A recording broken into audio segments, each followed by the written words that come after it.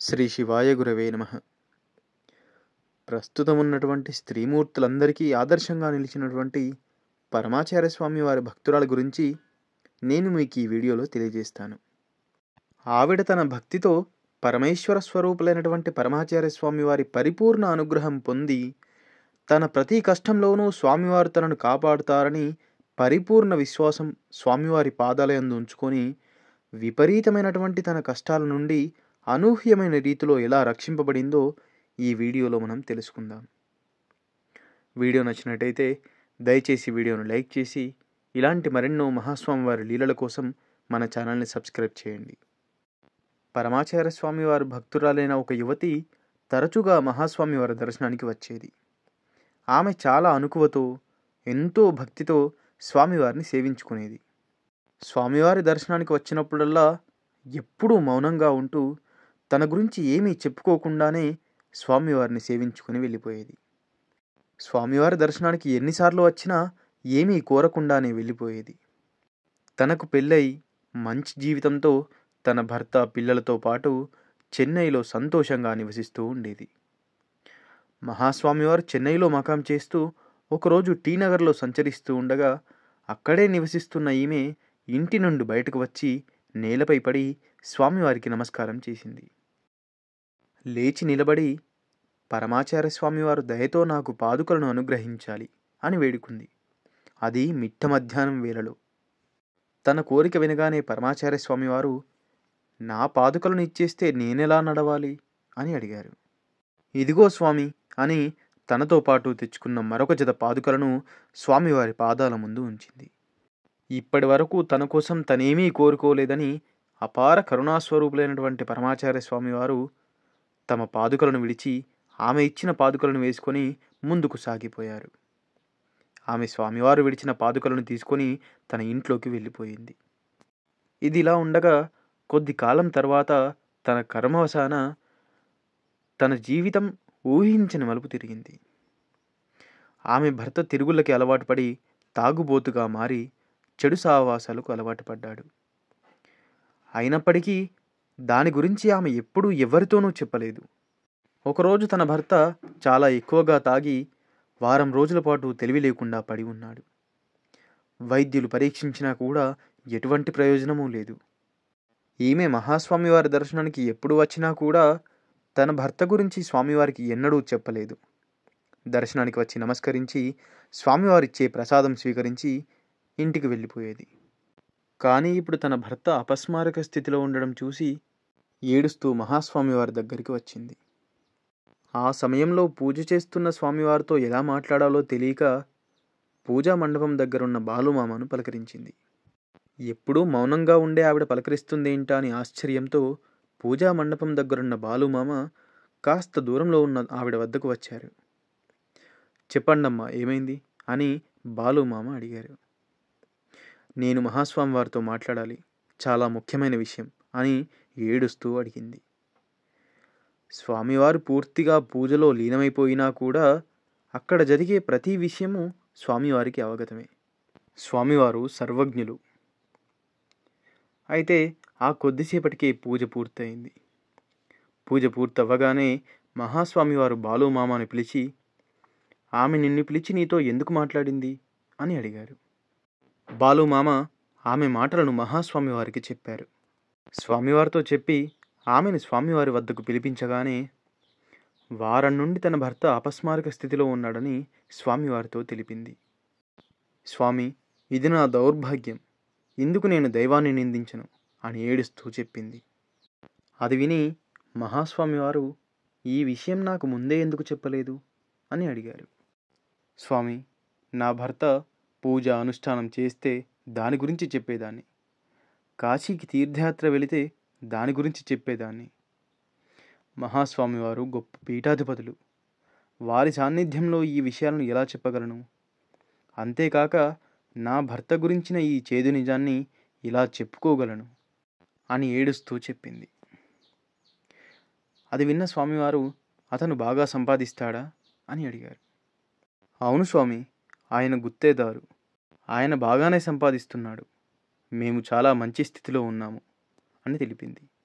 మరి పిల్లలెంతమంది అని మహాస్వామివారు అడిగారు. మాకు 3 పిల్లలు పెరియవా అని బదులిచ్చింది ఆవిడ. తన వద్ద డబ్బు ఉండడం వల్లే కదా తాగుతున్నాడు, తన వద్ద డబ్బు ఉండడం వల్లే కదా తాగుతున్నాడు, తన వద్ద డబ్బు ఉండడం వల్లే కదా తాగుతున్నాడు అని 3 సార్లు అడిగారు మహాస్వామివారు. కొద్దిసేపటి తర్వాత ఒక దొన్నెను కానీ గిన్నెను కానీ తీసుకురండి అని స్వామివారు శిష్యుడిని ఆదేశించారు. బాలుమామ ఒక దొన్నె తీసుకుని రావడంతో స్వామివారు కాస్త తీర్థప్రసాదాన్ని ఆ ఆకుదొన్నెలో పోసి కొన్ని బిల్వాలు కూడా వేశారు. తీర్థాన్ని తలపై ప్రోక్షించి బిల్వాన్ని నోటిలో ఉంచు, నీకు మంచి కలుగుతుంది అని ఆశీర్వదించి పంపించారు. ఆవిడతో పాటు బాలుమామను వెళ్ళమని స్వామివారు ఆదేశించారు. ఆవిడతో పాటు బాలుమామ కూడా తన ఇంటికి వెళ్ళారు. అక్కడికెళ్ళి చూస్తే తన భర్త అపస్మారక స్థితిలో పడున్నాడు. బాలుమామ అతని తలపై తీర్థాన్ని చల్లి బిల్వాన్ని నోటిలో ఉంచాడు. కొద్దిసేపటి తర్వాత అతను నిద్ర నుండి మేల్కొన్నట్టుగా ఒళ్ళు విరుచుకుని లేచి కూర్చొని, ఎవరితను అని బాలుమామ గురించి తన భార్యని అడిగాడు. వీరిని పరమాచార్య స్వామివారు పంపారు అని తన భార్య చెప్పగానే, నేను కొద్దికాలం సింగపూర్లో ఉన్నాను, అప్పుడు నాకు ఈ దురలవాటు కలిగింది అని అన్నాడు ఆ వ్యక్తి. ఎట్టకేలకు అతనికి స్వస్థత చేకూరింది కదా అని ఆ దంపతులను ఆశీర్వదించి బాలుమామ మకాంకు చేరుకున్నాడు. స్థిరాస్తి వ్యాపారంలో 5-10 వేలు గిట్టుబాటు రాకుండా అతను ఏమీ చేసేవాడు కాదు. అటువంటిది ఇప్పుడు రూపాయి కూడా రావట్లేదు. ప్రస్తుతం అతని చేతిలో చిల్లిగవ్వ కూడా లేదు. ఆమె కూడా పెద్దగా ఏమీ చదువుకోకపోవడంతో పిల్లలను చదివించి పోషించడానికి కూడా కష్టపడింది. ఇంట్లో ఫోన్ లాంటి విలాస వస్తువులు ఏమీ లేవు. వాళ్లకున్న ఆస్తంతా టీనగర్లో ఉన్న ఆ ఇల్లు ఒక్కటే. అతను ఆ ఇంటిని ఒక ముస్లిం వ్యక్తి వద్ద తాకట్టు పెట్టి కొంత ధనం తీసుకున్నాడు, దాదాపు 30,000 రూపాయలు. ఆ అప్పు ఇచ్చిన వ్యక్తికి 3 భార్యలు, 4 కుమారులు. ఇతడు తన వ్యాపారంలో నష్టపోయాడని గ్రహించి తనిచ్చినటువంటి అప్పు ఎలాగో తిరిగివ్వలేడని భావించి, ఒకరోజు ఆమె భర్త ఇంట్లో లేని సమయంలో ఆ ముస్లిం వ్యక్తి తన 4 కుమారులు మరియు కొందరు గూండాలతో ఇంట్లోకి ప్రవేశించి ఆ ఇంటిని స్వాధీనం చేసుకోవడానికి ఇంట్లోని సామాను మొత్తం బయట వేయసాగారు. ఏం చెయ్యాలో తోచక ఆమె బయటకు వెళ్ళి రోడ్డులో నిలబడింది. ఎవరో తెలియని ఒక పెద్దాయన ఆమె వద్దకు వచ్చి, నేను కూడా ఈ వీధిలోనే ఉంటాను, కానీ నేనెప్పుడూ నిన్నిలా రోడ్డుపై చూడలేదు, ఏమైంది తల్లి అని అడిగారు. విషయం తెలుసుకొని వెంటనే పాండీ బజార్ పోలీస్ స్టేషన్కు వెళ్ళగానే వెంటనే 2 వాహనాల్లో పోలీసులు వచ్చారు. అప్పటికి ఆ అప్పిచ్చిన వ్యక్తి పూజగదిలో ప్రవేశించి పరమాచార్య స్వామివారి పాదుకలను తీసుకొని బయటకు విసిరివేయబోతూ ఉండగా పోలీసు లాఠీతో వెనుక నుండి ఒక్క దెబ్బ వేసేటప్పటికీ అతను స్వామివారి పాదుకలను యథాస్థానంలో ఉంచాడు. పోలీసులు వాళ్ళందరినీ పట్టుకొని చట్టవిరుద్ధంగా ఇంట్లోకి ప్రవేశించి ఒంటరి మహిళను ఇబ్బంది పెట్టినందుకు బెయిల్ కూడా రాని విధంగా లోపలేశారు. ఆ రోజు అతన్ని, అతని పిల్లలను కూడా కలవడానికి ఎవరికీ అనుమతి కూడా ఇవ్వలేదు. ఇన్స్పెక్టర్ జనరల్ శ్రీ అరుళ్ ఎవరికీ భయపడని నిజాయితీ గల పోలీసు అధికారి. ఎటువంటి ఒత్తిళ్లకు, రాజకీయ ప్రలోభాలకు తలొగ్గేవాడు కాదు. ఆ ముస్లిం వ్యక్తి చేసినటువంటి పనికి కోపంతో రగిలిపోయాడు. నువ్వు నీ మతంలో మంచి నడవడిక గురించి చెబుతావు కదా, మరి నువ్వు చేస్తున్నది సరైనదేనా? నీ అప్పు తిరిగి తీసుకోవాలన్నా లేదా ఆ ఇంటిని స్వాధీనం చేసుకోవాలన్నా చట్టం ద్వారా వెళ్ళు, కానీ చట్టాన్ని నీ చేతుల్లోకి తీసుకొని గూండాలను వెంటేసుకొని వెళ్ళి పట్టపగలు ఇంట్లో మహిళ ఒంటరిగా ఉన్నప్పుడు ఇలా దౌర్జన్యం చేయడం సరికాదు.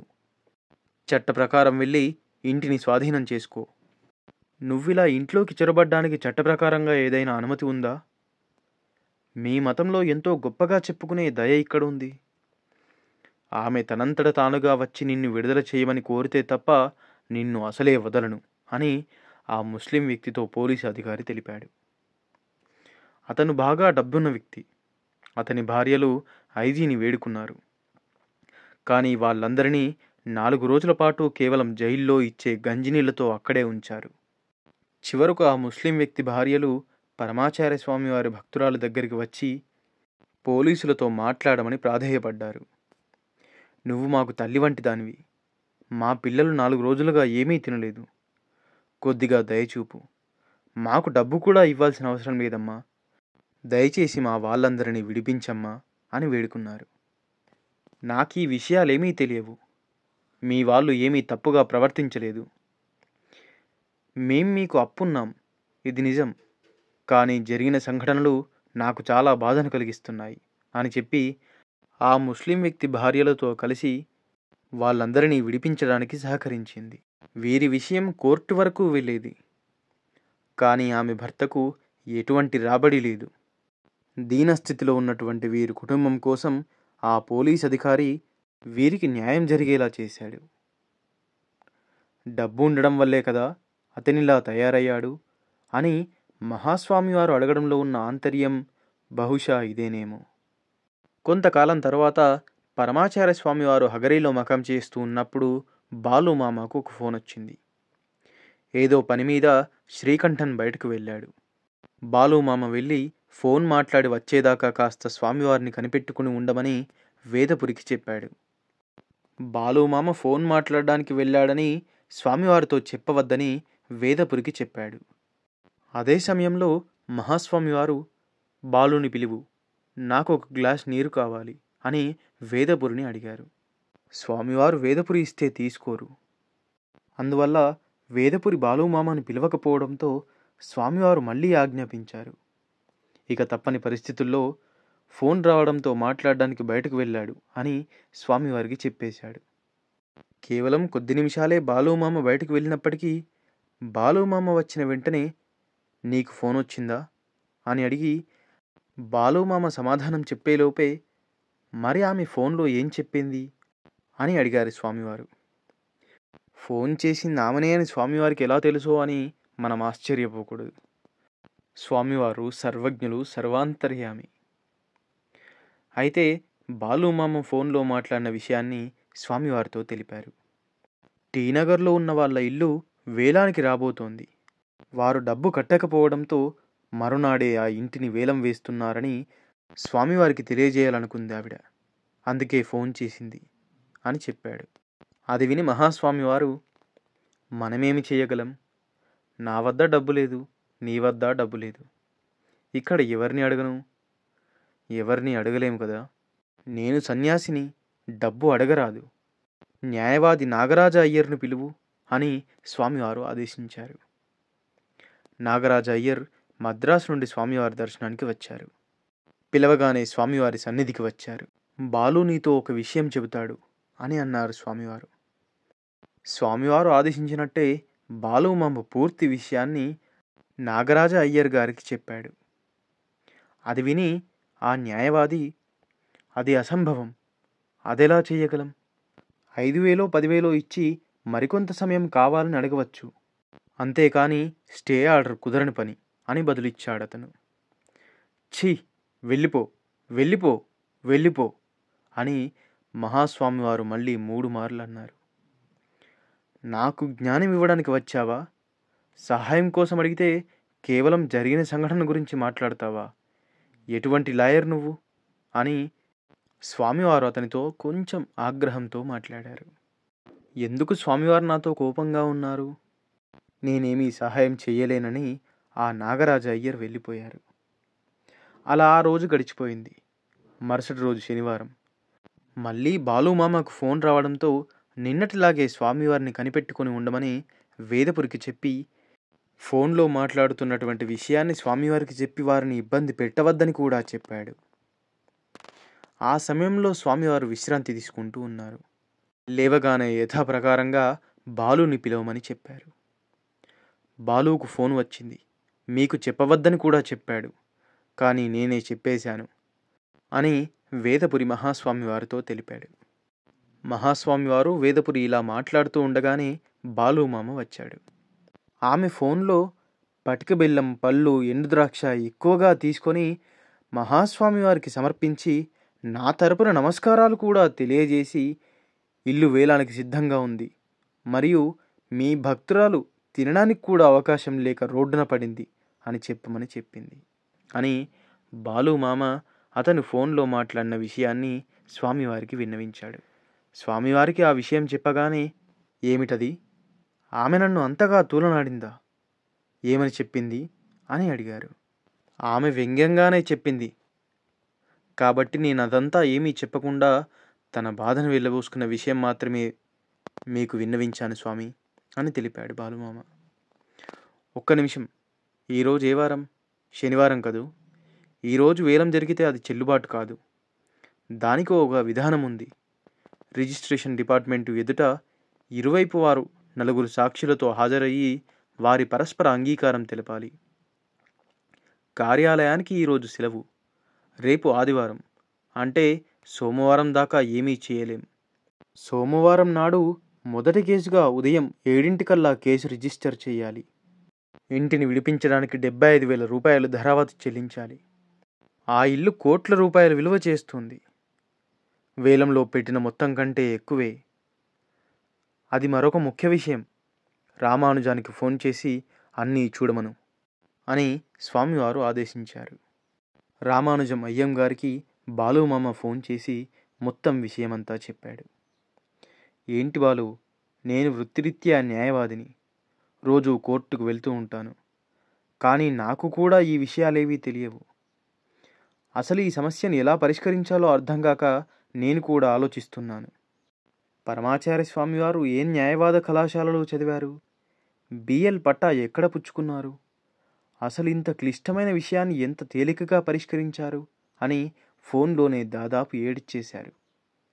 సోమవారం రామానుజం కోర్టుకు వెళ్ళి కేసు రిజిస్టర్ చేసి శనివారం జరిగిన వేలం చెల్లదని, ఆ ఇల్లు వేలంలో నిర్ణయించిన మొత్తం కంటే ఎంతో ఎక్కువ ఉన్న కారణాలు చూపించి వేలాన్ని రద్దు చేసేట్టుగా ఉత్తర్వులు పొందారు. అప్పు కింద కొంత మొత్తాన్ని ధరావత్తుగా కట్టి వేలం జరగకుండా స్టే ఆర్డర్ సంపాదించారు. ఆ ఇల్లు ఇక ఎప్పటికీ వేలానికి వెళ్ళలేదు. ఆ కుటుంబం ఇప్పటికీ అక్కడే నివసిస్తోంది. పిల్లలు పెద్దవారై మంచి స్థితిలో ఉన్నారు. పరమాచార్య స్వామివారి నుండి ఆమె తీసుకొని వెళ్ళిన పాదుకలను ఆమె ఉంచిన స్థానం నుండి ఇక ఎప్పటికీ ఎన్నటికీ అవి కదలవు, ఎవరూ కదపలేరు.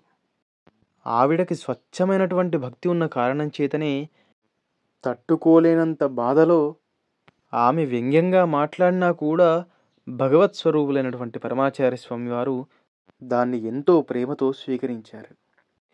అపార కరుణా సింధుం జ్ఞానదం శాంతరూపిణం శ్రీ చంద్రశేఖర గురుం ప్రణమామి ముదాన్వహం.